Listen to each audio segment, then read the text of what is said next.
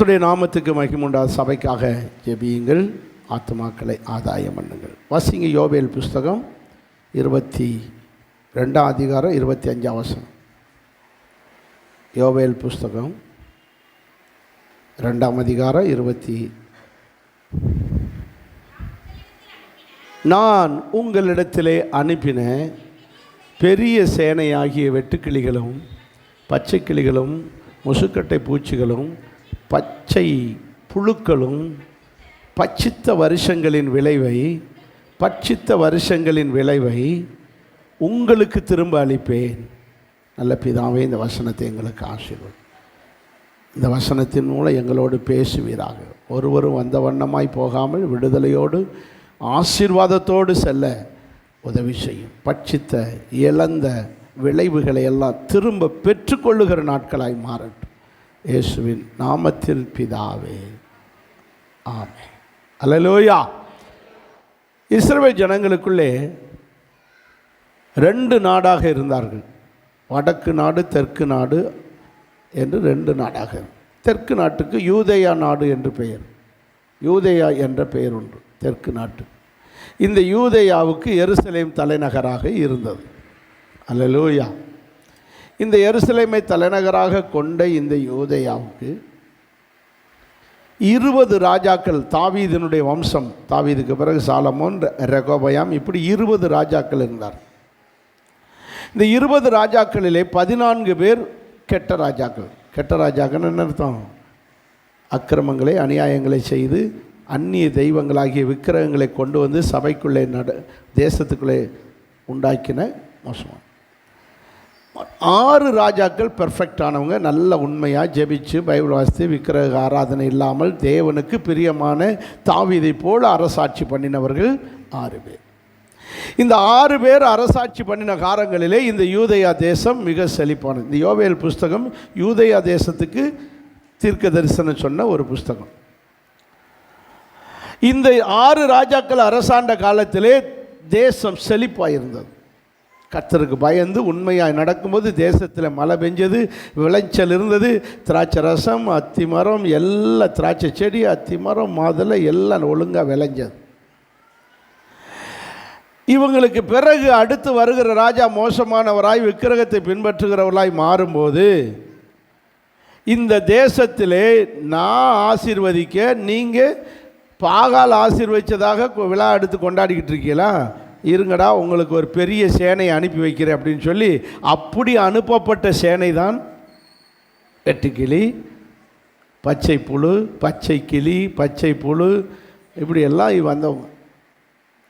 So இவர்கள் வந்து அந்த தேசத்தில் இருக்கிற செழிப்பை எல்லாம் நாசமாக்கின போது ஐயோ ஐயோ ஐயோன்னு மறுபடியும் ஆண்டவரை தேட ஆரம்பிப்பாங்க. அப்போ தான் சொன்னாருங்க, உபவாச நாளை நியமிங்கள், ஆண்டவரை தேடுங்கள், ஆண்டவர்கிட்ட வாங்க, மறுபடியும் உங்களுக்கு என்ன செய்யும்? விவசாயம் நல்லா இருக்கும், செழிப்பு நல்லா இருக்கும், நீங்கள் எல்லாரும் நல்லா இருப்பீங்கன்னு. இப்படி ஜனங்களுக்கு ஊழியம் செய்தவர் யோவேல் தீர்க்கதரிசி. ஆமென். புரிஞ்சுதா? அல்லேலூயா சொல்லுங்கள்.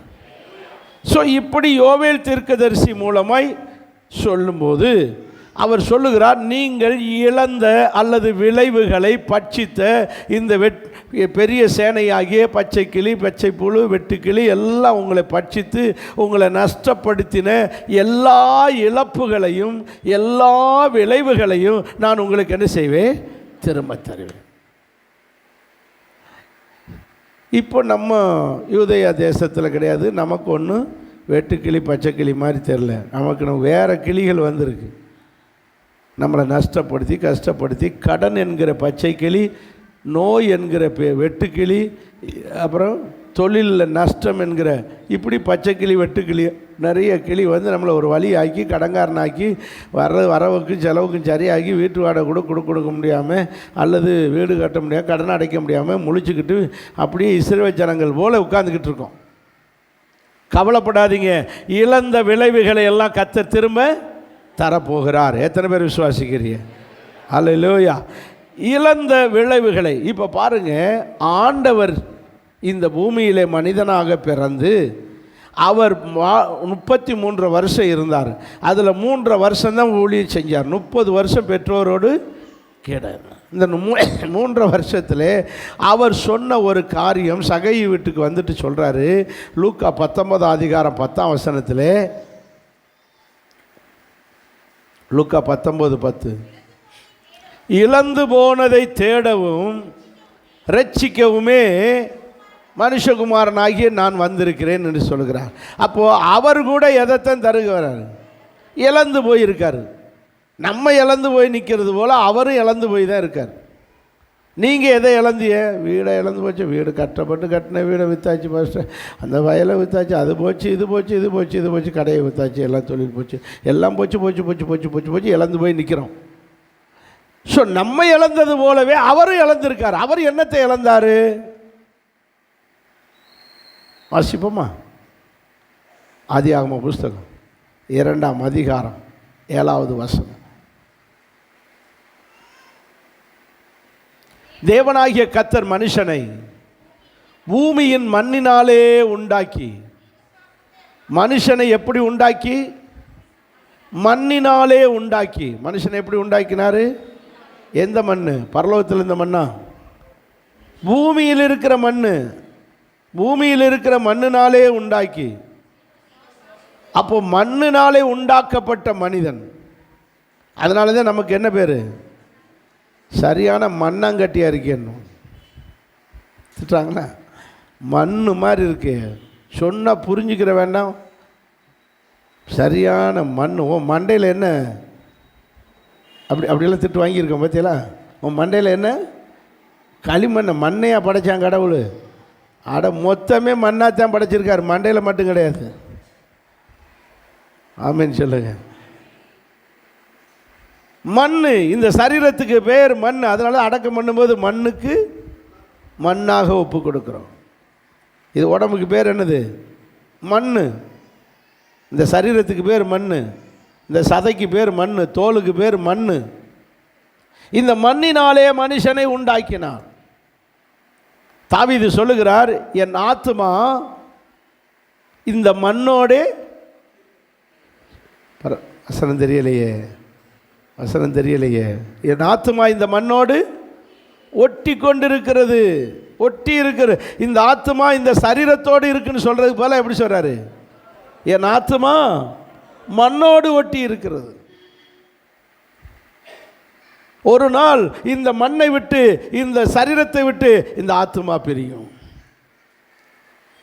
பவுல் என்ன சொல்றார்? 2 கொரிந்தியர் 4ஆம் அதிகாரத்தில், விலையேறப்பெற்ற பொக்கிஷமாகிய அபிஷேகத்தை இந்த மண்பாண்டத்தில் வைத்திருக்கிறார். எப்படி சொல்றாரு? மண்பான. அவர் என்ன சொல்றாரு? மண்ணிலேயே இந்த மண், இந்த சரீரத்தை எதுன்னு சொல்றாரு? சொல்லுங்க. மண் பானைன்றார். மண் பாண்டம் எடுங்க.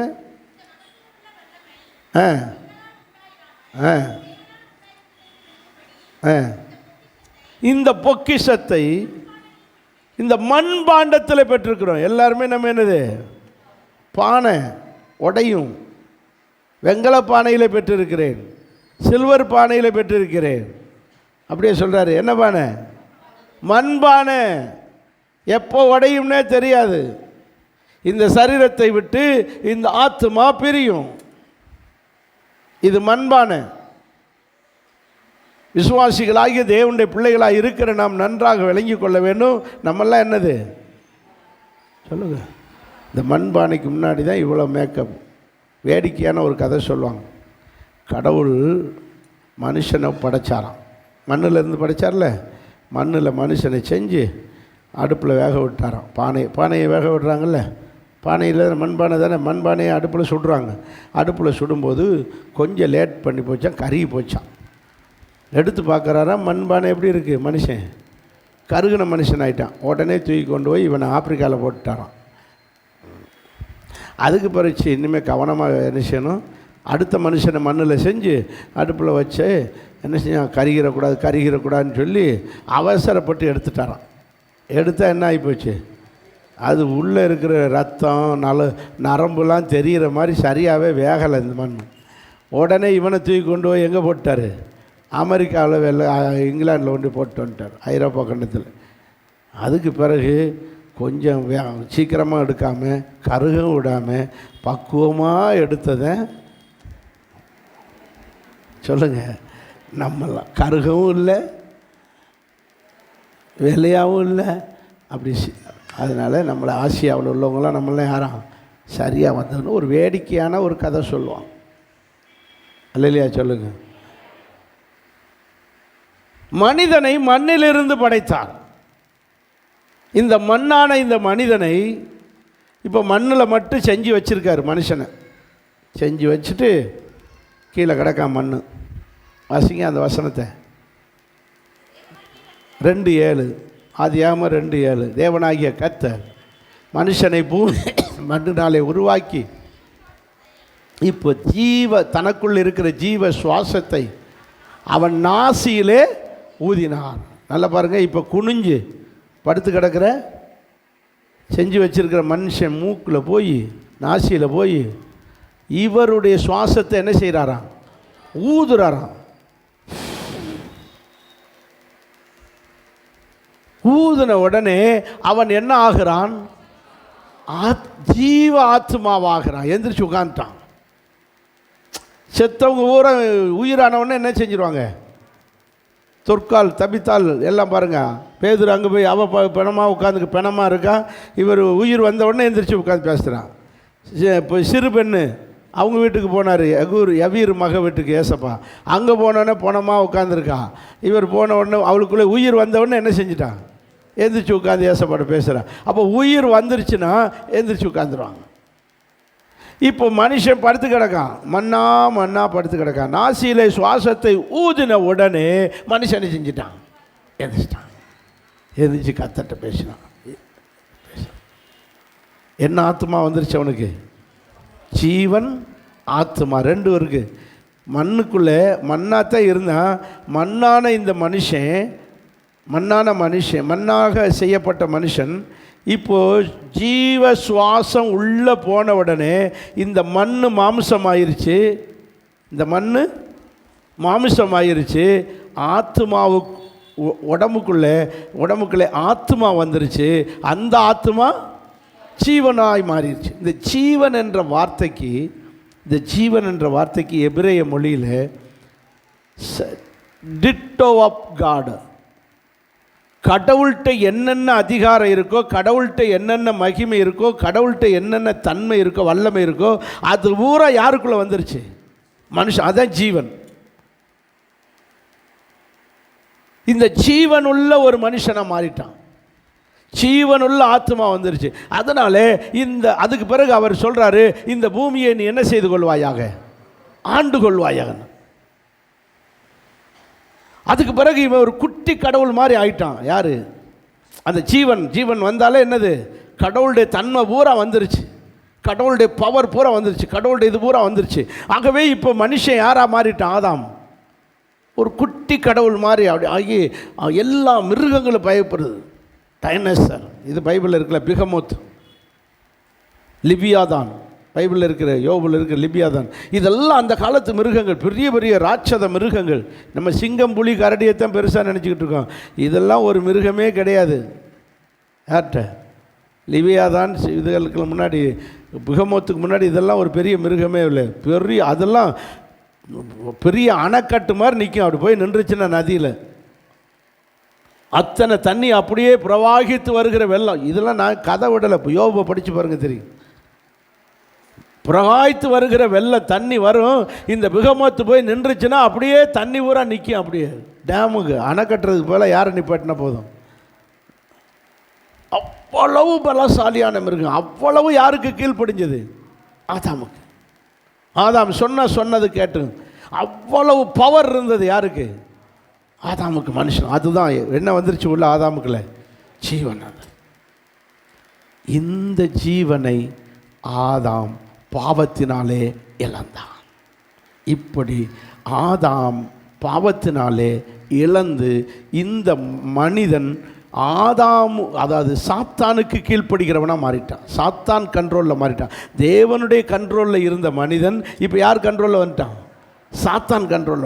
இப்படி மனிதன் சாத்தானுடைய கண்ட்ரோலில், சாத்தானுடைய அதிகாரத்துக்கு கீழே வந்ததினால் தேவனுக்கு மனிதனை படைத்தது லாஸ், நஷ்டம், இழப்பு. இப்போ சொல்லுங்க, மனிதனுக்கு ஜீவனை இழந்தது நஷ்டம், தேவனுக்கு மனிதனை இழந்தது நஷ்டம். ஒரே நேரத்தில் ஒரே கல்லில் 2 மாங்காய் அடிக்கிறான். யார்? சாத்தான். ஒன்று மனிதனை தேவன் இழந்து போனார், இன்னொன்று மனிதனுக்கு எது இழந்து போச்சு? ஜீவன் போச்சு. இப்போ மனிதன் பிசாசு சாத்தான் கண்ட்ரோலில் வந்துட்டான். அதனால தான் இயேசு சொல்லுகிறார், இப்படி நான் இழந்து போன மனிதனை தேடி வந்தேன். இழந்ததை தேடவனு மொட்டையை சொல்கிறாரு, ஆனால் அர்த்தம் என்ன? இழந்து போன மனிதனை தேடி வந்தார். நம்மை பார்த்து சொல்லுகிறார், நீங்களும் நானும் இழந்து போன ஜீவனை பெற வேண்டும் என்று தருவேன் என்று சொல்கிறார். நீங்கள் ஜீவனை இழந்து நிற்கிறீர்கள், உங்களுக்கு நான் என்ன இழந்த ஜீவனை தருவேன் என்று சொல்லுகிறார். அதான வாக்குத்தத்தம். இந்த மாதம் வாக்குத்தத்தம், பெரிய சேனையாகிய பச்சை கிளி வெட்டுக்கிளி பட்சித்த விளைவுகளை, இழப்புகளை திரும்ப உங்களுக்கு தருவேன். ஸோ நீங்களும் நானும், இந்த மனுக்குலம் எதை இழந்து நிற்கிறது? ஜீவனை. இந்த ஜீவனை இயேசு தருவாரா? தருவார். ஏன்? அவர் பரலோகத்தில் இருந்தார், பிதாவினுடைய வலது பாரசத்தில் இருந்தார். தன்னைத்தானே பிதாவுக்கு சமமாக இருப்பதை கொள்ளையாடின பொருளாக எண்ணாமல் தன்னைத்தானே வெறுமையாக்கி, பிலிப்பியர் 2ஆம் அதிகாரம் 6ஆம் வசனத்திலிருந்து படித்தா தெரியும், 10ஆம் வசனம் வரை, தன்னைத்தானே வெறுமையாக்கி அடிமையின் ரூபம் எடுத்து மனுஷ சாயலாம். அப்போ வரும்போது எல்லாத்தையும் கொடுத்துட்டு, பிதாட்ட கொடுத்துட்டு, தம்மைத்தானே சொல்லுங்க வெறுமையாக்கி வந்தார்னு இருக்கு. ஆனால் வெறுமையாக்கி வரல, வரும்போது ஒன்றை கொண்டு வந்தார். என்னது? யோவான் சுவிசேஷம் 1ஆவது அதிகாரம் 3ஆவது வசனம்.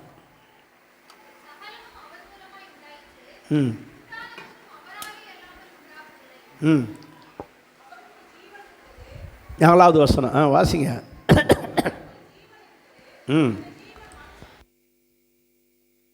போது என்ன கொண்டு வந்தார்? சொல்லுங்க. ஜீவனை கொண்டு வந்தார். தன்னைத்தானே வெறுமையாக்கி வந்தாலும் வரும்போது நமக்குன்னு ஒன்றை கொண்டு வந்திருக்காரு. என்னது?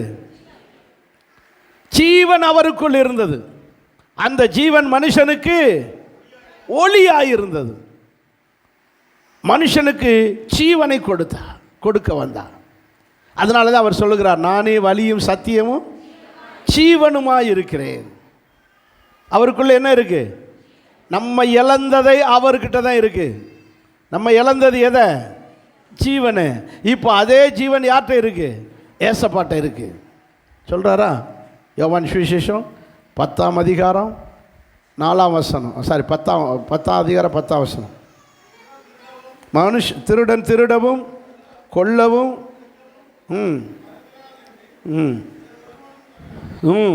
நானோ ஜீவன் உண்டாக்க.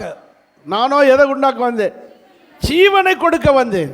அப்போ ஏசப்பா இழந்து போன மனிதனுக்கு, ஜீவனை இழந்து போன மனிதனுக்கு ஜீவனை கொடுக்க வந்தா. எத்தனை பேர் புரிஞ்சுக்கிட்டீங்க? புரிஞ்சதுக்கு தக்கன ஒரு அல்லேலூயா சொல்லுங்க. இவ்வளவு நேரம் இந்த அல்லேலூயா எங்கே போச்சு? பயங்கரமான ஆளாத்தான் இருக்கு. அல்லேலூயா சொல்லுங்கன்னா சொல்கிறது இல்லை. அல்லேலூயா. இப்போ கொஞ்சம் ஜீவனோட வாசிக்கிறீங்க இல்லையா, சொல்கிறீங்க இல்லையா? அப்போது அவர் நமக்கு இந்த பூமியில் என்ன கொண்டு வந்திருக்காரு? மரியாதை வயிற்றில் வந்தாலும் பிறந்தாலும் அம்மளோட இதை கொண்டு வந்திருக்காரு. நானோ உங்களுக்கு ஜீவனை கொடுக்க வந்தேன். ஜீவனை இப்போ வாங்க, எப்படி கொடுக்குறாரு பார்ப்போம். வாசிங்க ஆதியாகம புஸ்தகம் 3ஆம் அதிகாரம் 22ஆம் வசனத்துக்கு வாங்க. பின்பு தேவனாகிய கர்த்தர், இதோ மனுஷன் நன்மை தீமை அறியத்தக்கவனாய் நம்மளை போல் ஒரு ஆளாயிட்டு. ஆண்டவர் என்ன சொன்னார்? எப்படி ஜீவனை இழந்தான்றது, ஜீவனை ஆதாம் இழந்தாது எப்படி? இந்த தோட்டத்தை உண்டாக்கி தோட்டத்தில் யாரை வச்சார்? ஆதாம் ஏவாளை வச்சு ஆண்டவர் சொன்னார், இந்த தோட்டத்தில் இருக்க எல்லா விருட்சத்தினுடைய கனியை நீங்கள் என்ன செய்யுங்க? சாப்பிட்டுக்காங்க. இந்த நடுவில் ஒரு மரம் இருக்குது, நன்மை தீமை அறியத்தக்க மரம். அதை மட்டும் என்ன செஞ்சிடாதீங்க, அந்த மரத்து கனியை சாப்பிட்றாதீங்க. ஆனால் அதுக்கு பக்கத்திலே இருக்குது என்ன விருட்சங்கனி? ஜீவ விருட்சத்துங்கனி. அதை சாப்பிட்டீங்கன்னா நீங்கள் லைஃப் லாங் மரணமே இல்லாத கோடி கோடி வருஷமாக வாழலாம். அப்படியா? 2 மரத்தையும் பார்க்குறாரு.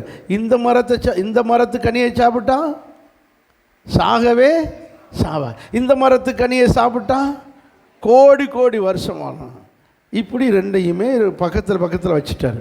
ஆதாம் ஏவாள் என்னச்சு? 2மே என்னத்துக்கு? 2மே சாப்பிட வேண்டாம், நம்ம வேறு பழமாக சாப்பிடணும், இதுகளை வேறு பழமாக தின்னுக்கிட்டு இப்படி தின்னுக்கிட்டு இருந்துங்க. ஒரு நாள் சாத்தான் வந்தான். உங்களுக்கு அந்த கதை பூரா தெரியும். சாப்பிட சொல்லிட்டான். அப்போ என்ன செய்யாங்க? இவங்க முதல்ல ஏமாந்து வஞ்சிக்கப்பட்டு அந்த நன்மை தீமை அறிகிற பழத்தின் கனியை என்ன செஞ்சாங்க? சாப்பிட்டாங்க. சாப்பிட்டதுனால இன்னும் எதை சாப்பிடலை? ஜீவ விருட்சத்து கனியை சாப்பிடல, ஒரு தடவை கூட சாப்பிடல. இதைத்தான் இப்போதைக்கு சாம்பிள் பார்த்துருக்கு. சாப்பிட்டு மாட்டிக்கிட்டாங்க. என்ன போயிடுச்சு? ஜீவன் போச்சு. இப்போ வாசிங்க புரியும். 22. மனுஷன் நன்மை தீமை அறியத்தக்க மனுஷனாய் நம்மில் ஒருவனை போல ஆயிட்டான். நல்லது கெட்டதை கண்டுபிடிக்கிற விவரம் அவனுக்கு என்ன வந்துருச்சு? நன்மை தீமை அறியனா நல்லது கெட்டதை கண்டுபிடிக்கிற விவரம் வந்துருச்சு. இனி இப்பொழுது அவன் தன் கையை நீட்டி பக்கத்தில் இருக்கக்கூடிய ஜீவ விருட்சத்தின் கனியை என்ன செஞ்சிடக்கூடாது? பறித்து புஷித்து என்றென்றைக்கு உயிரோடு இராதபடிக்கு செய்ய வேணும். எத்தனை பேர் புரியுது? இப்போ நான் சொல்கிறது புரியுங்க? உங்களுக்கு புரியும்? இப்போது இது நன்மை தீமை அறிகிற கனி. இதை பறித்து சாப்பிட்டு யார் ஆகிட்டார்? பாவி ஆகிட்டார். இதனால் அவருக்கு என்ன போயிடுச்சு? ஜீவன் போயிடுச்சு. இப்போ பாவி ஆகிட்டார். இப்போது என்ன, இதை பறித்து சாப்பிட்டாலும் என்ன செய்வாய்? சாகவே சாவாய். அப்போ மரணம் வந்துருச்சு. யாருக்குள்ளே? ஆதாமுக்குள்ளே மரணம் வந்துருச்சு. அப்போது இனி இந்த பழத்தை சாப்பிட்டதோட இதே பாவியாக வாழுகிற, இப்போ பாவியாக இருக்கிற ஆதாம் ஏவாள் பக்கத்தில் இருக்கிற ஜீவ விருட்சத்தின் பழத்தை என்ன செஞ்சிடக்கூடாது? சாப்பிடக்கூடாது. இதை சாப்பிட்டா என்றென்றைக்கு உயிரோடு இருப்பான். இதை சாப்பிட்டா சாகவே சாவான். இதை சாப்பிட்டா என்ன? இப்போ இதை சாப்பிட்டு என்ன கதி ஆகியிருக்கான்? பாவியாக நிற்கிறான். இதை சாப்பிட்டா என்னன்னைக்கும் பாவியாக இருப்பான். எத்தனை பேர் புரியுது? புரியலை. இதை சாப்பிட்டு என்ன ஆகிட்டான்? பாவி ஆகிட்டான். இப்போ பாவியாக நிற்கிறான். இதை சாப்பிட்டா என்னன்னைக்கு பாவி, அப்போ லைஃப் லாங் பாவியாக மாறிடுவான். புரியலையா? யார் மாதிரி ஆயிடுவான்? தூதர்கள் மாதிரி, பாவம் செஞ்ச தூதர். என்றைக்கும் அவர்கள் பாவியாக இருக்காங்க. இதே போல் மனுஷன் இதையும் பறித்து சாப்பிட்டு என்றென்றைக்கும் பாவியாக இராதபடிக்கு, அப்படி சேர்த்துக்காங்க, என்றென்றைக்கும் உயிரோடு இராதபடிக்கு, உயிரோடு பாவியாக இராதபடிக்கு ஏதாவது ஒன்று செய்யணும்னு சொல்லி ஆதாம் ஏவாள மிஸ்டர் மிஸ்ஸஸ் 2 பேர் இங்கே வாங்க, பொண்டாட்டி புருஷன் இங்கே வாங்க, இனி நீங்கள் இந்த தோட்டத்துக்குள்ளேயே இருக்கக்கூடாது. ஏன்னா உங்கள் கை சும்மாவே இருக்காது. நீங்கள் இதை பறித்து சாப்பிட்டது போல் எதை போய் சாப்பிட்றக்கூடாது? இதையும் சாப்பிட்றக்கூடாது. வாங்க 2 பேரும் வாசிங்க.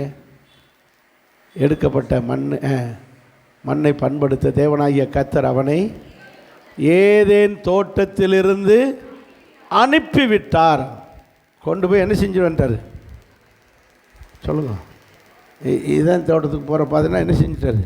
அனுப்பிவிட்டார். கழுதையை போயிடுச்சு. வந்து பறித்தாலும் பறித்து திண்டு வரும். கொஞ்ச நேரத்துக்குள்ள பார்த்தா திரும்ப வந்து நிற்கிதுங்க. யார்? ஆதாம் ஏவாள் வந்து தோட்டத்துக்குள்ளே நிற்கிதுங்க. உங்களை தானே அனுப்பி விட்டல, எதுக்கு இங்கே வந்திய? அப்போ இவர் சொல்லுவார், அங்கே வெயிலாக இருக்குது, தோட்டத்துக்கு வெளியே போன, இங்கே தோட்டம் தான் எப்படி இருக்குது?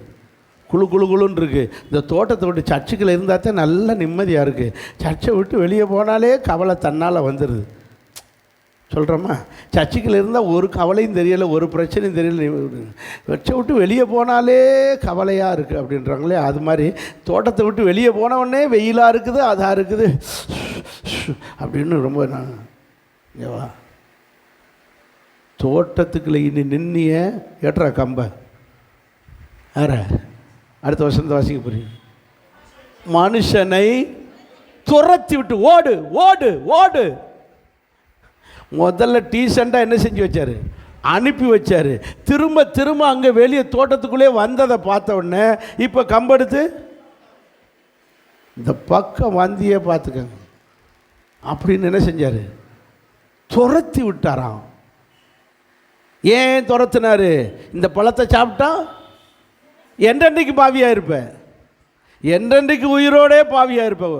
அதனால் நீ அந்த நிலைமையை அடைஞ்சிடக்கூடாதுன்னு மறுபடியும் அந்த ஜீவ விருட்சத்தின் பழத்தை சாப்பிடக்கூடாதுன்னு என்ன செஞ்சாராம்? துரத்தி விட்டாராம். எத்தனை பேர் புரியுது? ஆமேன். சரி, ரைட்டு. துரத்தி விட்டுட்டு இந்த ஜீவ விருட்சத்துக்கு போகிற வழியை காவல் செய்ய தப்பி தவறு மறுபடியும் ஏதேன் தோட்டத்துக்குள்ளே வந்துடக்கூடாதபடிக்கு, ஜீவ விருட்சத்தின் கனியை பறிச்சிடக்கூடாதபடிக்கு அங்கே என்ன போட்டு வச்சாராம்? 2 கேரூபின்களை நிப்பாட்டினார். கேரூபின்கள்னு இருக்கிறனால எத்தனை? மோர் தென் 2. 2 கேரூபின். இந்த கேரூபின்கள் 2 பேரை நிப்பாட்டி வச்சு அந்த கேரூபின்கள் நடுவில் இருந்து வீசிக்கொண்டிருக்கிற சுடரொளி பட்டயத்தை வச்சான். பட்டயத்தை போல என்ன செய்யுது? ஒளி வீசிக்கிட்டு இருக்கு. எது போல்? அருவாள்கிட்ட வெட்டுறது போல். அருவாள்கிட்ட அந்த பட்டயம் இருக்கு இல்லையா, அந்த போல் ஒளி என்ன செய்யுது? பளிச்சு பளிச்சுன்னு அடிச்சுக்கிட்டு இருக்கு. என்னது? ஒளி, சுடரொளி. என்ன ஒளி? சுடரொளி. அப்படி அடிக்குது பாருங்கள், லைட்டு அப்படி பளிச்சு பளிச்சுன்னு அடிச்சுக்கிட்டு இருக்கு. எது போல் இருக்குது? பட்டயம் போல் அடிச்சுக்கிட்டு இருக்கு. எதுக்கு வராதபடிக்கு?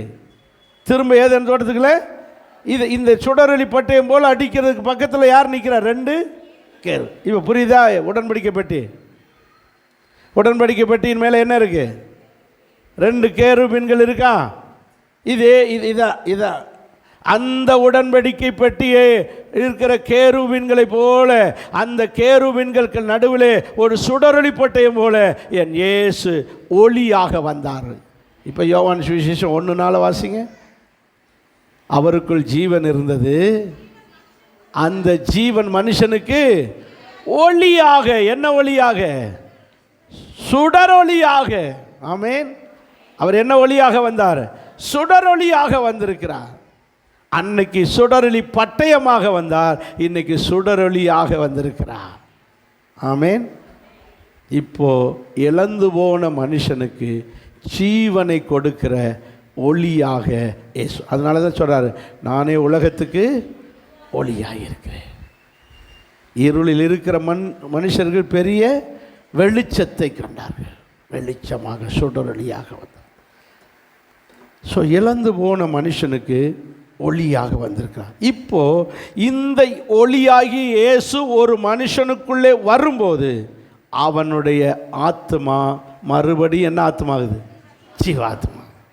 அல்லையா? சொல்லுவோமா?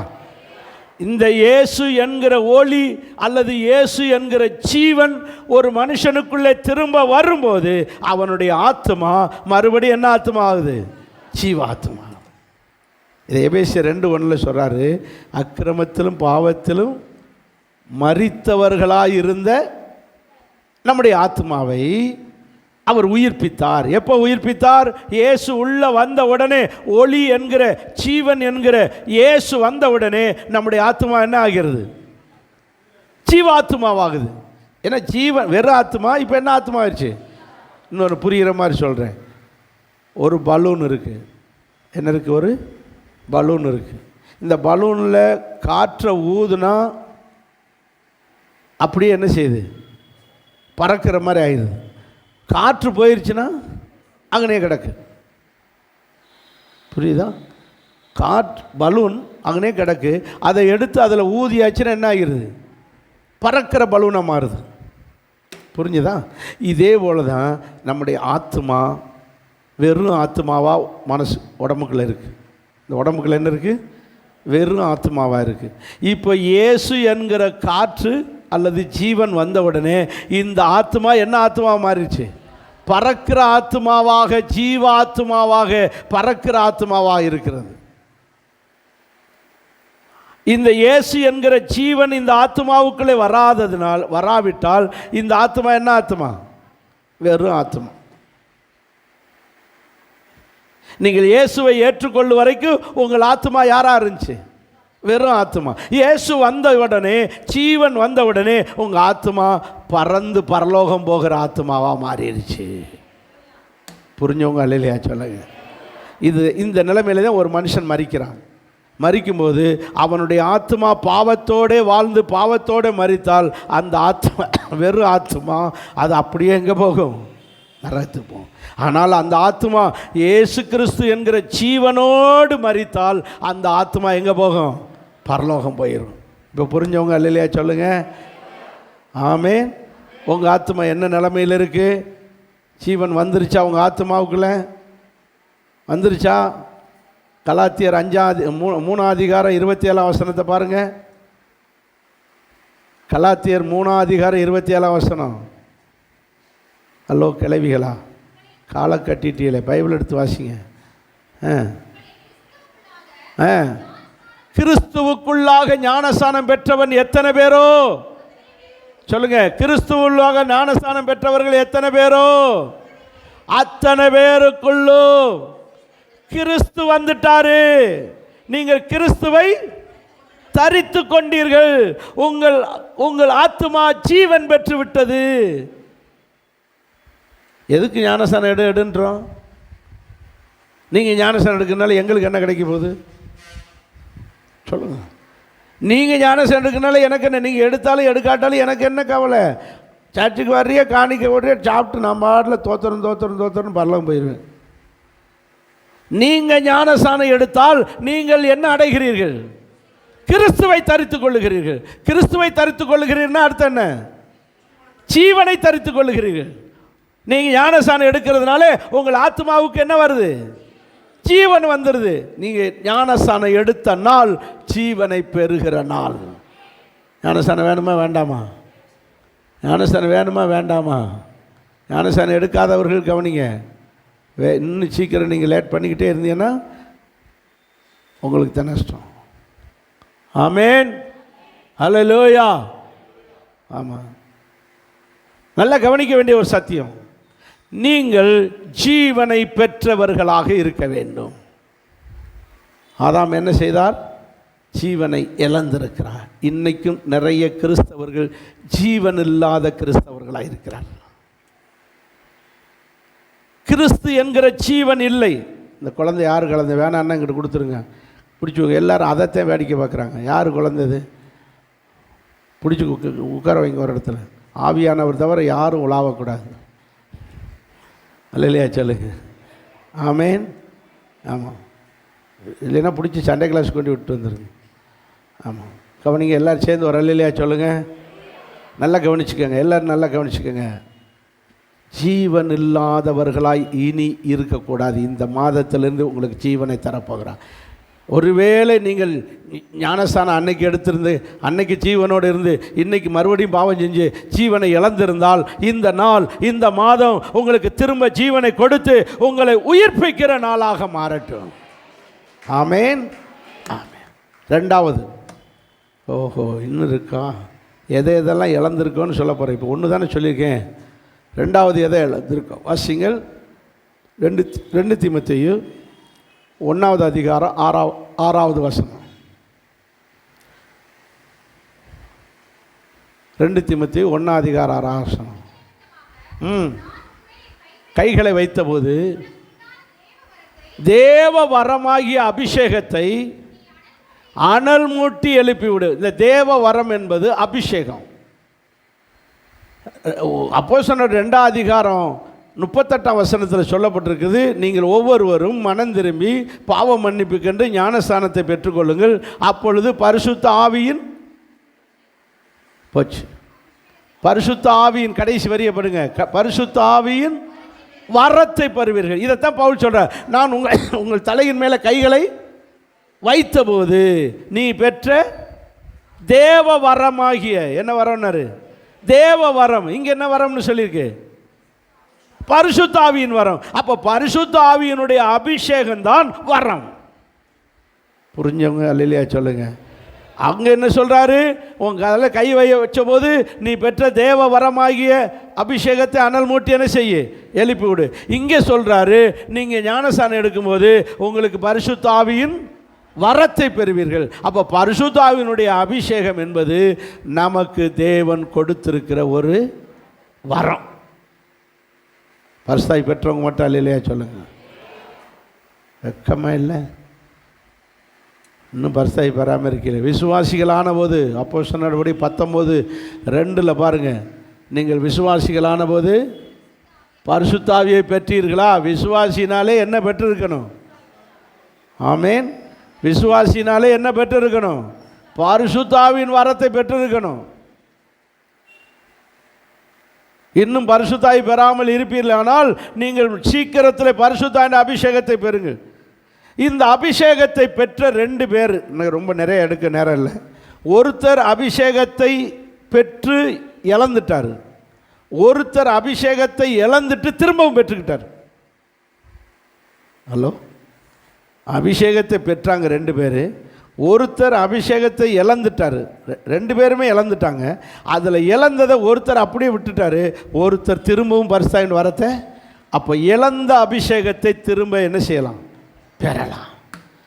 சரி, இழந்து திரும்ப பெறாமல் போனது யாருன்னா சவுல் அரசன். யார்? சவுல் அரசன். அப்போ 1 சாமுவேல் புஸ்தகம் 13வது அதிகாரத்தை 1 சாமுவேல் புஸ்தகம்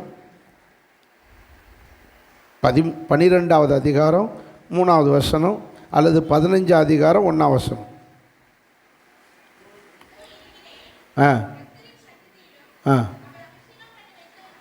அவர் அபிஷேகம் பண்ணி வைத்தவருக்கு, அப்போ அங்கே சவுல் ராஜாவாக அபிஷேகம் பண்ணி வைக்கப்பட்டார். 15:1 வாசி.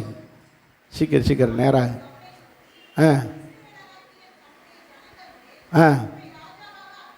உம்மை ராஜாவாக அபிஷேகம் பண்ணிவிப்பதற்காக கர்த்தர் என்னை அனுப்பினார். அப்போ சாமுவேல் தீர்க்கதரிசி மூலமாய் சவுல் ராஜாவாக அபிஷேகம் பண்ணப்பட்டார்.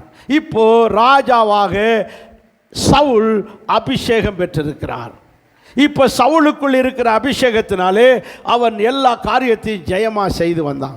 ஒரு நாள் பெலிஸ்தியர்களோடு உள்ள யுத்தத்திலே அவன் என்ன செய்தான் என்றால், ஆண்டவர் சொன்னார், நீ அடிக்கிற இந்த யுத்தத்தில் கிடைக்கிற பொருட்களை எதையும் நீ கொண்டு வராதே, எல்லாவற்றையும் அக்கினினாலே என்ன செஞ்சிரு? சுட்டரித்து போடுனார். இவர் என்ன செஞ்சார்? நலமான, முதல் தரமான, 2ஆம் தரமானதெல்லாம் எடுத்துக்கொண்டு என்ன செஞ்சார்? ஒளிச்சு வச்சார். அப்போ கர்த்தர் சொன்னார், இவன் எனக்கு உண்மையாக இல்லை, திருட்டுத்தனம் பண்ணிட்டு வந்து சபையில் உட்காந்துருக்கான், இவன் எல்லா காணிக்கையும் கொண்டு வர தசமான்னு சொல்லிவிட்டு முழுசும் கொண்டு வராமல் எல்லாத்தையும் ஒளிச்சு வச்சுட்டு கொஞ்சம் போல் கொண்டு வந்திருக்கான், இவனை நீ முதல்ல எச்சரிக்கைன்னு சொல்கிறாரு. உங்களை தான் கேட்டால் இதுதான் தசமான்னு சொல்கிறது. தசமான்னா என்ன? சரி, உங்கள் கதை அப்படியே இருக்கட்டும். சவுலுக்கிட்ட வருவோம். சவுல் என்ன செஞ்சார்? எல்லாத்தையும் நீ சுட்டறினா எல்லாத்தையும் ஒழிச்சு வச்சுட்டு ஒன்றுக்காகாது நொண்டி நோடம் இப்படிப்பட்டதெல்லாம் கொண்டு வந்து இதை கொண்டு வந்து பலி செலுத்துற, இதுதான் நான் அவங்க பிடிச்சேன்னு சுட்டரிச்சுக்கிட்டு இருந்தான். கர்த்தர் பார்த்தாரு, பலியிடுவதை பார்க்கலாம் கீழ்ப்படிதலே உத்தமம். நீ வந்து யுத்தத்தில் ஜெயம் கிடைச்சேன்னு நன்றி சொல்ல பலி செலுத்த வந்திருக்கியா? உன் பலியை கொண்டு குப்பையில் போடுறா. நன்றி கட்ட நாய், கீழ்ப்படியாத நாய், உன்னுடையதான பலியை விட என்கிட்ட நான் உன்னை எதை எதிர்பார்க்குறேன்? கீழ்ப்படிதலை எதிர்பார்க்குறேன் அப்படின்னு சொல்லி திட்டினதோடு மட்டும் இல்லாமல் அன்னைக்கோட அந்த சவுலுக்கிட்ட இருந்த அபிஷேகம் போயிடுச்சு. வாசிங்க 16ஆம் அதிகாரம் 14ஆம் வசனம் 16:14. கர்த்தருடைய ஆவியானவர் சவுலை விட்டு நீங்கினார். பத்தியலா? அப்போ பெற்ற அபிஷேகம் சவுலை விட்டு போச்சு. கீழ்ப்படியாமல் போனால், கீழ்ப்படியாமல் இருந்தால், கர்த்தருடைய வார்த்தைக்கு கீழ்ப்படியாவிட்டால், கர்த்தருடைய வசனத்துக்கு கீழ்ப்படியாவிட்டால் நீங்கள் பெற்ற அபிஷேகமும் உங்களை விட்டு. ஆனால் இவன் நினச்சிக்கிட்டா நம்ம கூட அபிஷேகம் இருக்குன்னு நினச்சிக்கிட்டு இருந்தான். ஆனால் இவனை விட்டு ஆவியானவர் நீ எல்லா அக்கிரமத்தையும் பண்ணுவ, உலகத்தானை போல சண்டை போடுவ, உலகத்தானை போல கெட்ட வார்த்தை பேசுவ, உலகத்தானை போல எல்லா ஏமாத்திங் சீட்டிங் பண்ணுறது எல்லாம் பண்ணிவிட்டு இங்கே வந்து ஹல்லேலூயா ஸ்தோத்திரம் ஹல்லேலூயா ஸ்தோத்திரம்னா எப்படி ஆவியானவர் இருப்பார் உன் கூட? நீ வசனத்துக்கு கீழ்ப்படியாவிட்டால் உனக்குள்ளே இருந்த அபிஷேகம் உன்னை விட்டு போயிடும். போயிடுச்சு. யாருக்கு? சவுல் அரசனுக்கு போயிடுச்சு. சரி, போயிடுச்சு. இனி அது கரெக்டாக ஆண்டவரேன்னு அழுது ஜபிச்சு ஆண்டவர்கிட்ட மறுபடியும் அந்த அபிஷேகத்தை பெற்றிருக்கலாம்ல. விட்டுட்டான் ஓட்ட. அதனுடைய விளைவு என்ன? அடுத்த யுத்தத்தில் கொல்லப்பட்டான், செத்து போனான். மகன் யோனத்தான் செத்து போனான். குடும்பமே அழிஞ்சு, அரச பதவியும் போய், குடும்பமே ஒன்றும் இல்லாமல் போயிடுச்சு. உங்கள் குடும்பமே ஒன்றும் இல்லாமல் போகும்போது உன்னுடைய கீழ்ப்படியாமைனால, your disobedience, it will bring the total destroy. குடும்ப தலைவன் குடும்ப தலைவி ரொம்ப முக்கியம்.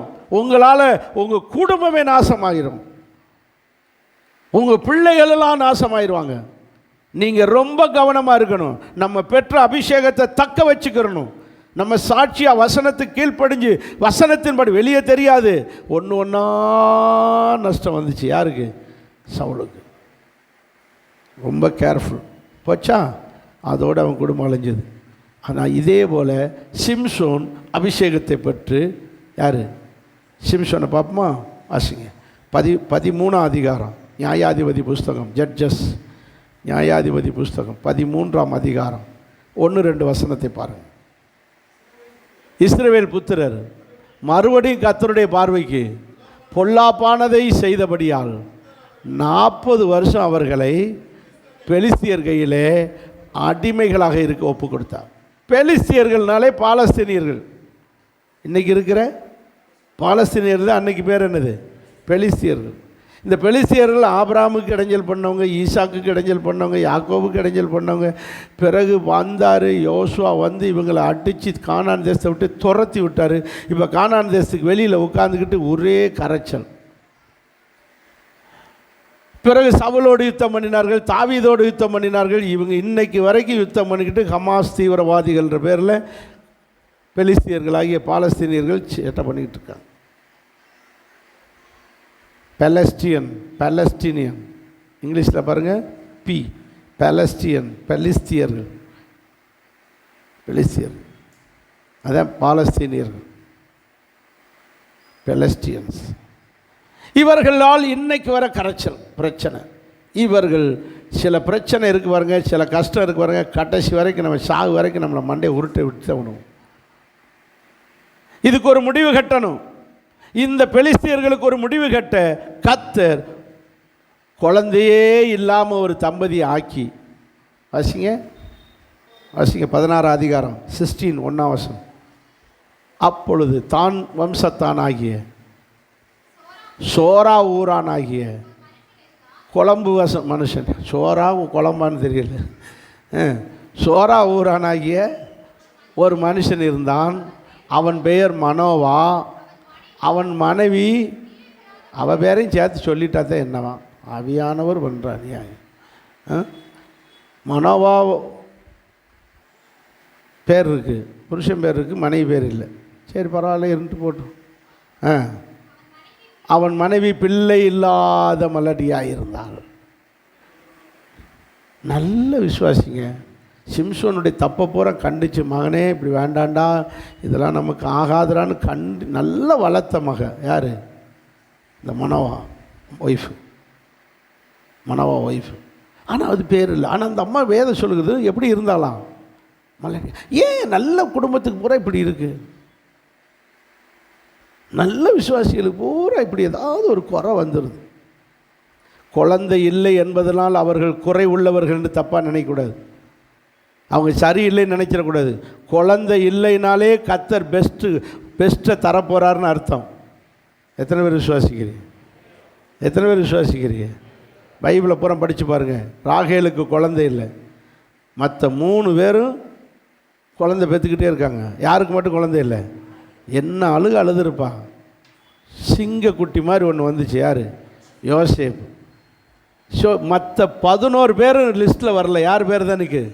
யோசுவா பேர், யோசேப்பு பேர் தான் நிற்குது. அன்னாளுக்கு குழந்தை இல்லை, ஆனால் கடைசியில் யார் பிறந்தா? சாமுவேல் பிறந்து பெரிய தீர்க்கதரிசியாக வந்தார்.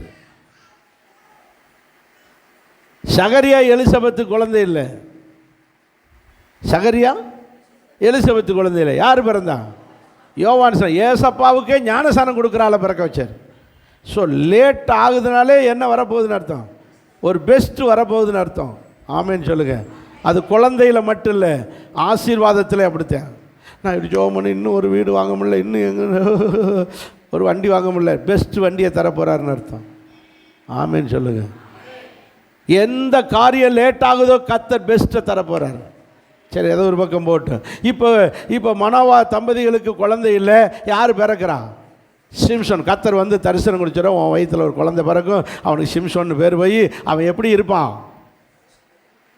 4ஆம் வசனத்தில், நீ அவனுக்கு திராட்சை ரசமும் மதுபானமும் குடியாதபடிக்கு, தீட்டான ஒன்றும் புஷியாதபடிக்கு அவனை எப்படி வளர்க்கணும்? எச்சரிக்கையாக வளர்க்கணும், கரெக்டாக வளர்க்கணும். அப்படி வளர்த்துட்டாயினா அவன் என்ன செய்வான்? பிறந்தது முதல் தேவனுக்கென்று நசரேனாய் வளர்க்கணும். நசரேன் என்ன அர்த்தம்? பிரதிஷ்டை பண்ணப்பட்டவன், டெடிகேட்டட் ஒன். அதுக்கு அடையாளம் என்ன? தலைமுடிய வெட்டக்கூடாது, தலைமுடியை வெட்டாமல் வளர்க்குறது. அதுக்கு பேர் தான் என்னது சொல்லுங்கள்? நசரேயன். இப்போ நீங்கள்லாம் யார் பொம்பளை போகிறோம்? சிரிப்பா பாருங்களேன், சந்தோஷத்தை. அம்புட்டு நசரேயர்கள். எத்தனை மொட்டை ஓட்டிகளோ எந்தெந்த இதுக்கு அப்படி போட்டால் உங்கள் நசரே வரங்க. ஒரு முட்டையும் போடாமல் வளர்க்குறீங்கன்னா நீங்கள் இப்போ ஏன் ஏசப்பாவுக்கு இப்படி வச்சுருக்காங்க முடி? படம் பார்க்குறோம்ல, படத்தில் அவரை எப்படி வளர்த்தாங்க? நசரேயனாக வளர்ந்ததுனால் அவருக்கு என்னது இப்படி முடி, அவரும் வெட்டாமல் வளர்ந்துருக்குன்னு ஒரு கற்பனை தான். இது உண்மையான இயேசு கிடையாது. அதனால் அவருக்கு இப்படி முடி எவ்வளோ வளர்த்துருப்பார், 33 வயசுனா இப்படி வளர்த்துருப்பாருன்னு சொல்லி ஒரு கற்பனை நசரேயன். அதே நான் சொன்னேன், பெண்கள் பூரா நமக்கு யாராகி போயிடுச்சு, நசரேயனாய் வளர்த்துக்கிட்டார். நமக்கு பூரா முடிய வேட்டி போட்டார். ஓ சரி போட்டோம். இப்போது சிம்சோனுக்கு முடி வளர்க்கப்பட்டு நசரேயனாக இருக்கிறான், வெட்டப்படாதவர்களாம். இந்த முடியில் தான் எது அடங்கியிருக்கு? பவர், அபிஷேகம் அடங்கி இருக்கு. இவன் இஸ்ரவேலை பெலிஸ்தியரின் கைக்கு என்ன செய்வான்? ரட்சிக்கிறவனாக இருப்பான் அப்படின்னு. இவன் தான் கோத்திரத்துக்காரன். என்ன கோத்திரம்? தான் கோத்திரம் எங்கே இருக்குது? வடக்கு இருக்குது, வடக்கு இருக்குது, லாஸ்ட் கோத்திரம். அங்கே இருந்து ஒவ்வொரு கோத்திரத்துலையும் இருக்கிற பெலிஸ்தியர்கள் பண்ணுற சேட்டை பண்ண பெலிஸ்தியனை பூரா அடித்து அவன் ஊருக்கு விரட்டி விட்டுட்டு வேற பெலிஸ்தியர்களை அப்படியே விரட்டி துரத்தி இஸ்ரவேல் ஜனங்களுடைய 12 கோத்திரத்துக்கு யாராக நிற்கிறான்? ரட்சகனா நின்று சரி பண்ணிக்கிட்டு வரான். யார்? சிம்சோன். அல்லேலியா சொல்லுங்கள். எல்லோரும் சேர்ந்து ஒரு அல்லேலியா சொல்லுங்கள். இப்படி ஒரு ரட்சகனாய் கர்த்தர் இந்த மனோவா தம்பதிகளுக்கு கொடுத்தார். அழகாக வளர்த்தாங்க. இப்படியே இஸ்ரவேல் ஜனங்களுக்கு நல்லா தான் போய்கிட்டு இருந்துச்சு வண்டி. இப்போ தான் அபிஷேகத்துக்கு ஆபத்து வருது. ஆசிங்க 16ஆம் அதிகாரம் 1ஆம் வசனம். பின்பு சிம்சோன் காசாவுக்கு போய், காசானது பெலிஸ்தியருடைய பட்டணம். இன்றைக்கும் பெலிஸ்தியர் பட்டணத்துக்கு பேர் என்ன? பலஸ்தீனியருடைய பட்டணம் இது காசா. காசாவில் தான் குண்டு வெடிச்சுக்கிட்டு இருக்கு. அன்றைக்கும் காசா தான். அதே காசா தான் இன்றைக்கி. நமக்கு தான் கையில் காசு இல்லை, அவங்களுக்கு அதே காசா தான். அதே பட்டணத்து பேர் காசா தான் இன்றைக்கி. காசா அந்த பட்டணத்துக்கு பெலிஸ்தியருடைய பட்டணம் காசாவுக்கு போய் அங்கே ஒரு வேசியை கண்டு அவளிடத்தில் உறவு வைக்க ஆரம்பித்தான். போகலாமா, நீ ஒரு இஸ்ரவேலன், நீ ஒரு கிறிஸ்தவன், நீ அபிஷேகம் பெற்றவன், புறஜாதிகளோடு என்ன சவகாசம்? ரட்சிக்கப்படாத ஊருக்கு எதுக்கு போகிற? அங்கே போனது தான் தப்பு. அந்த வேசியோடு பழக்க வைத்தான். ஏற்கனவே தெளிலாள்கிட்ட பழக்கம் வச்சு அவங்க அம்மா கண்டித்து போக விடாமாக்கிச்சு. இப்போ அடுத்து இந்த சகோதரி இவ என்ன செஞ்சா? காசா ஊருக்காரங்கெல்லாம் சேர்ந்து, ஏய் நேற்று ராத்திரி உன் வீட்டுக்கு ஒருத்தன் வந்தானே, இஸ்ரவேல் தேசத்தை சேர்ந்தவன், அந்த ராட்சதன், இவன் பயங்கரமான ஆள். யார்? சிம்சோன். ஒரு எலும்பை வச்சு 1000 பேரை கொன்னார். மிஷின் கன்றை சுட்டால் கூட 1000 பேரை கொல்ல முடியாது. ஒரு நரியை பிடிக்கிறதே கஷ்டம். எத்தனை நரியை பிடிச்சார்? 300 நரியை பிடிப்பார். இப்படி அவர் செஞ்சது ஊரா. ஒரு தடவை இப்படி ஊருக்குள்ளே விட்டு பிடிச்சிக்கிட்டாங்க. இவன் வீட்டுக்கு பெலிஸ்தியருடைய பட்டணத்துக்குள்ளே போயிட்டார். அந்த பொம்பளை தேடி, தெல்லிலால் வீட்டை தேடி. அங்கே போன கதவை பூட்டிக்கிட்டாங்க. மாட்டிக்கிட்டான்டா மாப்பிள்ளை, வளைக்கல மாட்டின மாதிரி மாட்டிக்கிட்டான். இதோட சிம்சோன் கதையை முடிச்சிடணும்னு சொல்லி நினைக்கும் போது இவன் எந்திரிச்சு வந்து கதவையே ரெண்டையும் என்ன செஞ்சான்? இந்த கையில் ஒரு கதவு, இந்த கையில் ஒரு தூக்கிட்டு கிங்காங் மாதிரி வர்றான். யார்? அடப்பாவிகளாகும். கேட்டு பூட்டிட்டோம்னு நினச்சா கேட்டையே தூக்கிட்டு போகிறான். இவன் போகிற போக்க பாருங்கடான்னு 50 பேர் வேடிக்கை பார்க்குறான். சிம்சோன் இப்படி போகிறான்டா, இவனை எப்படி தாண்டா, இவனுக்கு பலம் எங்கே இருந்தாண்டா வந்துச்சு. அதனால இவங்களுக்கு ஒரு ஆச்சரியம். இப்போ மறுபடி காசாப்பட்டினத்தில் உள்ள ஒரு வேசிட்ட ஸ்திரீயின் வீட்டுக்கு வந்திருக்கான்னு தெரிஞ்ச உடனே இந்த பெலிஸ்தியர் பூரா அவன் வீட்டுக்கு போகிறாங்க. வாசிங்க 5ஆம் வசனத்தில். அவளிடத்திற்கு பெலிஸ்தியர்கள் அதிபதிகள் வந்து, நீ அவன் வந்து உன் வீட்டுக்கு வந்து போயிருக்கான்ல, அவனை இனிமே வந்தான்னா அவனை நயவஞ்சகம் பண்ணி அவனுடைய மகாபலம் எதில் இருக்கிறது என்று எங்களுக்கு சொன்னால் போதும், மீதியை நாங்கள் பார்த்துக்குறோம் அப்படின்னா. அதுக்கு உனக்கு எவ்வளோ காசு தருவோம்? 1100 எல்லோரும் சொல்லுங்கள். 1100 வெள்ளி காசு தரும். அவன் என்ன செஞ்சான்? பரவாயில்ல, நம்ம ஊருக்காரங்கிட்ட நல்ல பேர் வாங்கணுமா ஆகிப்போச்சு, துட்டும் கிடைச்ச மாதிரி ஆகிப்போச்சு. காதலனை காட்டி கொடுப்போன்னு முடிவெடுத்துட்டான். யார?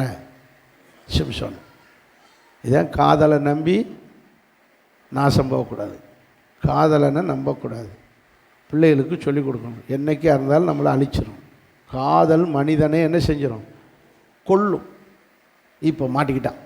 இப்போ சிம்சோன் என்ன செஞ்சான்? காசாப்பட்டினத்துக்கு அந்த பொம்பளைகிட்ட போயிட்டான். அங்கே போனோடனே அவள் நைஸாக தடவி கொடுத்து, நைஸாக முடியெல்லாம் பின்னி கொடுத்து, அத்தான் உங்களுக்கு 7 சடையாத்தான், நான் பின்னி விடுறதான், அப்படியே பின்னி இந்த இந்த உங்களுக்கு பலன் எப்படி வருது? அந்த ரகசியத்தை மட்டும் எங்களுக்கு சொல்லுங்கள். இந்த கிறுக்கு ஓட்டவாயி வாயை வளரிச்சு, நீ பின்னிக்கிட்டு இருக்கியே அந்த சடையில் தான் இருக்குன்ட்டார். அப்படியா தான், இதை சாப்பிடுங்க, இதை குடிங்க, இதை படுங்க அப்படி நைஸாக மடியில் தூங்க போட்டு விட்டு கத்திரிக்கோளை எடுத்து டபக்கு டபக்கு டபக்கு டபக்குன்னு 7 சடையும் வெட்டி எடுத்துட்டேன். இவன் தூங்கி எந்திரிச்சு பார்க்குறான், என்ன இல்லை, சடை இல்லை, பலன் இல்லை. பெலிஸ்தியர்கள் வந்துட்டாங்கன்னு சொன்ன படக்குன்னு எந்திரிச்சான், ஒன்றுமே இல்லை, பலனே இல்லை. அப்படியே பிடிச்சி அடின்னு அடித்து கட்டி போட்டு இவளே சிறுமைப்படுத்தினாள் இருக்கு. வாசிங்க. அவனை சொல்லுங்க சிறுமைப்படுத்தினான். அவனை சிறுமைப்படுத்த ஆரம்பித்தார்கள். அதுக்கு பிறகு பிடிச்சு கொண்டு போய் அங்கே விட்டு கண்ணை தோண்டி 21ஆம் வசனம்.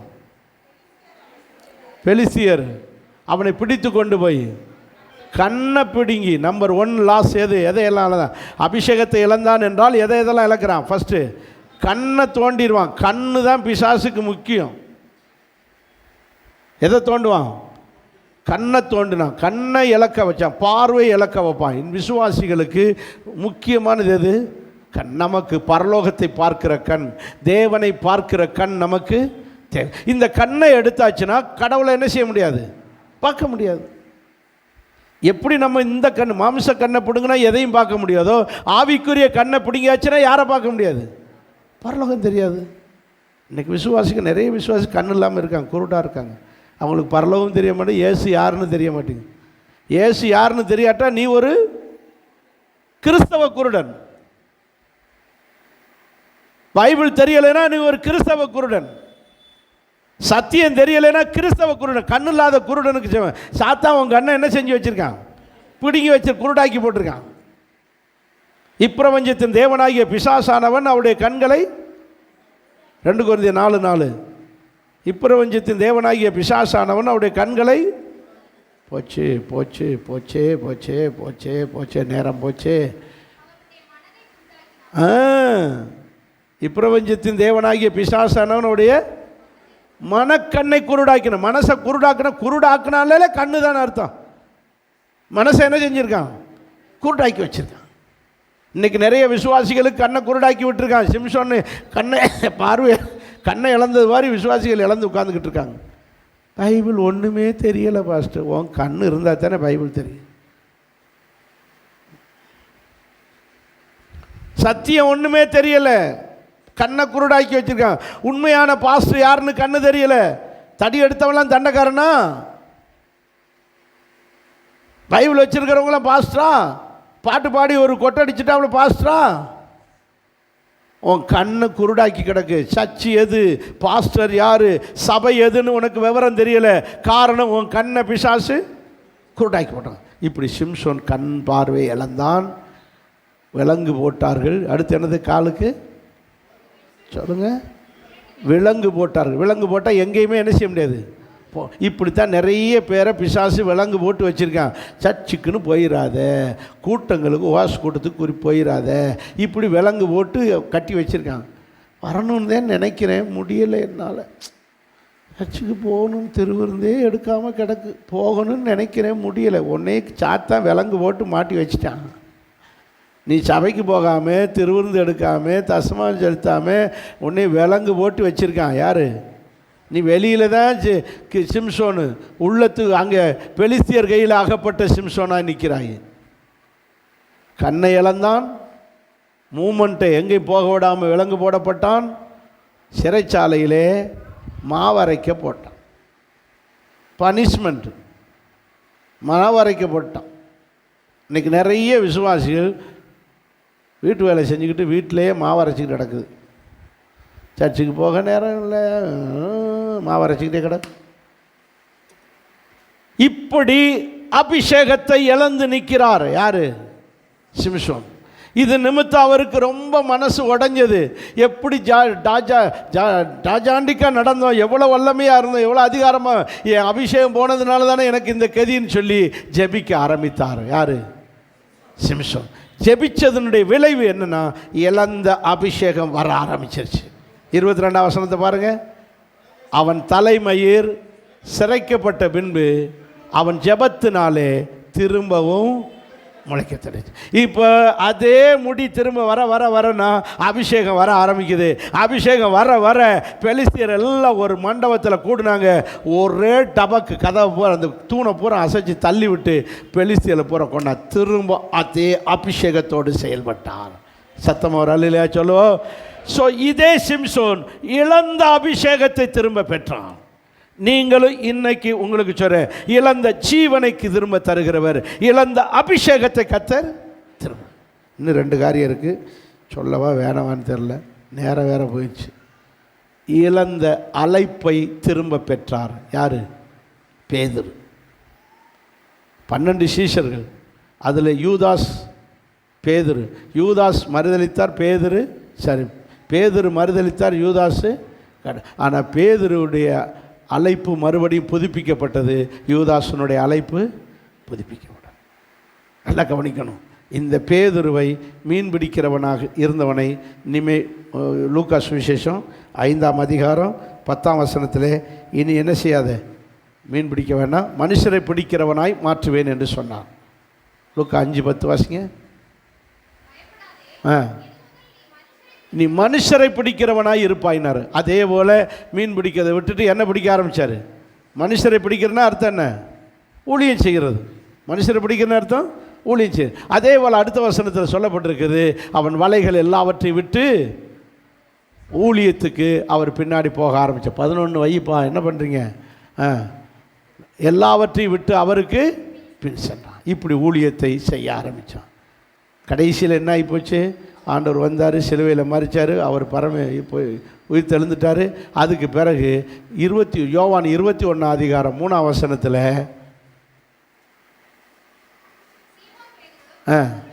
மற்ற சீஷர்களை நோக்கி, நான் மனுஷரை பிடிக்கிறவனாக இருந்த நான் இப்போ என்ன பிடிக்கிறவனை பாரு, மீன் பிடிக்கிறவனா போப்பார். மீன் பிடிக்கிறவனைத்தான் ஊழியம் செய்கிறவனா மாற்றினார், மனுஷரை பிடிக்கிறவனை. இப்போ மனுஷரை பிடிக்கிறவனாக இருந்த பேதுரு மறுபடியும் என்ன பிடிக்க போகிறாரு? இப்போ ஊழியத்தை இழந்தார். அப்புறம் ஆண்டவர் வந்து காட்சி கொடுத்து, ஏன்டா இப்படி பண்ணுற அப்படின்னு மறுபடியும் அவனுக்கு ஊழியத்தை புதுப்பித்து ஊழிய அழைப்பை புதுப்பித்து, என் ஆட்டுக்குட்டிகளை என் ஆடுகளை மேய்ப்பாயாகன்னு 21 அதிகாரத்தில் 17ஆம் வசனத்தில் பாருங்கள், 17, 19 பார்த்தீங்கன்னா என் ஆடுகளை மெய்ப்பாயாகன்னாரு. அப்படி திரும்ப ஊழியத்தை செய்ய வைத்தார். மேய்ச்சாரா? அப்போஸ்தலர் நடவடிக்கை 2ஆம் அதிகாரத்தில் எந்திரிச்சு பிரசங்கம் பண்ணுறாரு. ஒரே பிரசங்கத்தில் எத்தனை பேர்? 3000 பேர் ரட்சிக்கப்பட்டார். அதுக்கு பிறகு நான் 3ஆம் அதிகாரத்தில் போனால் சப்பானி என்ன செய்கிறாரு? நடக்க வைக்கிறார். 5ஆம் அதிகாரத்தில் போனால் அவர் நிழல் பட்டு எல்லோரும் என்ன செய்கிறாங்க? அப்போ ஊழியத்தில் எவ்வளோ பயன்படுறாரு பாருங்கள், எவ்வளோ பேர் ரட்சிக்கப்படுறாங்க. அப்போது இழந்த ஊழியத்தை திரும்ப, இழந்த அழைப்பை திரும்ப புதுப்பித்து ஊழியத்தை சரியாய் செய்து வெற்றியாய் முடித்தவர் இந்த பேதுரு. 4வது எபிரேயர் 12:15 பாருங்கள். எபிரேயர் 12:15 இழந்த பெற்ற கிருபையை இழந்து விடக்கூடாது. எப்படி சொல்லியிருக்கு? முதல்ல சொன்னேன், பெற்ற அழைப்பை இழந்து விடக்கூடாது. இழந்திருந்தால் இழந்த அழைப்பை கர்த்தர் இன்னைக்கு பேதுருக்கு மாதிரி என்ன செய்ய போகிறாரு? தரப்போகிறார். கடைசியாக வாசிங்க. ஒருவனும் தேவனுடைய கிருபையை இழந்து போகாதபடிக்கு எச்சரிக்கையாக இருக்க கடவன். சத்தமாக ஒரு அல்லேலூயா சொல்லுங்க. அப்போ பெற்ற கிருபையை நாம் என்ன செய்யக்கூடாது? இழந்து போகக்கூடாது. கிருபை எப்படியோ ஜெபம் பண்ணி எடுத்து வாங்கிட்டோம். மரியாள் மாதிரி கிருபை பெற்றவளே, தாவீதை போல பாட்டை பாடி துதிச்சு எடுத்து தாவீது கருளிலே நிச்சயமான கிருபை. அப்படி தாவீதை போல ஒரு கிருபையை பெற்றாச்சு. அதனால தான் குடும்பம் இந்த அளவுக்காக நல்லபடியாக ஓடிக்கிட்டு இருக்கு. ஸோ நீங்கள் பெற்ற கிருபை என்ன செஞ்சிடாதீங்க? இழந்துடக்கூடாது. இழந்தாங்க, சிலர் இழக்கிறாங்க. யோனா புஸ்தகம் 2ஆம் அதிகாரம் 8ஆம் வசனம். சீக்கிரம் எடுங்க.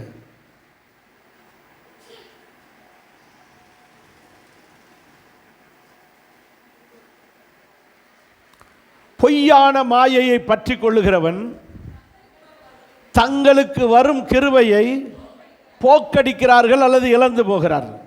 அப்போ பொய்யான காரியத்தை பின்பற்றி பணம், தொழில், வேலை, மனுஷரை பின்பற்றுறது.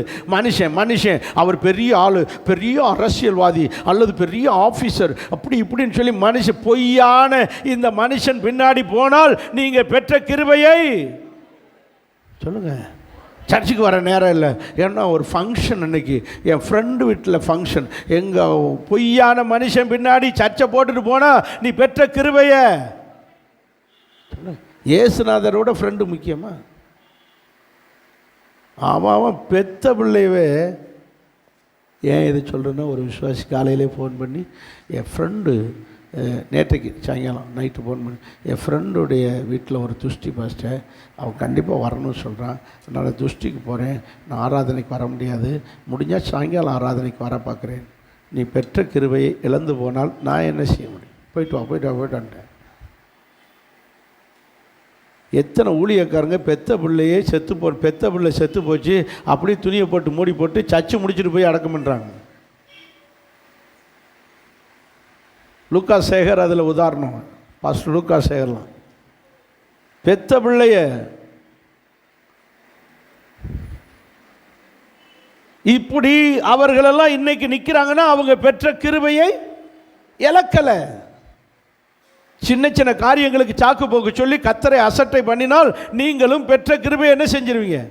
இழந்துருவீங்க. வேலை இருக்குங்க, மனுஷர் இருப்பாங்க, நான் மனுஷரை பிரியப்படுத்த முடியாது. நம்ம ஆயிரக்கணக்கான மக்கள்கிட்ட பழகுறோம், ஒவ்வொருத்தருடைய ஆசையை நிறைவேற்றி அவங்க பின்னாடி அலைய முடியுமா? நமக்கு முதல் யார் தேவை சொல்லுங்க? இயேசு தேவை. கிருபையை கொடுத்த கிருபை இழந்து விடக்கூடாது. ஆமேனே சொல்ல மாட்டீங்களே. இந்த கிருபை நம்மளை நீதிமானாக்கும். இந்த கிருபை நம்மளுக்கு ரட்சிப்பை தரும். இந்த கிருபை நமக்கு ஒரு ஆசீர்வாதத்தை தரும். இந்த கிருபையை இழந்து விடாதபடிக்கு காத்துக்கொள்ள நமக்கு உதவி செய்வாராக. எழுந்திருப்போமா?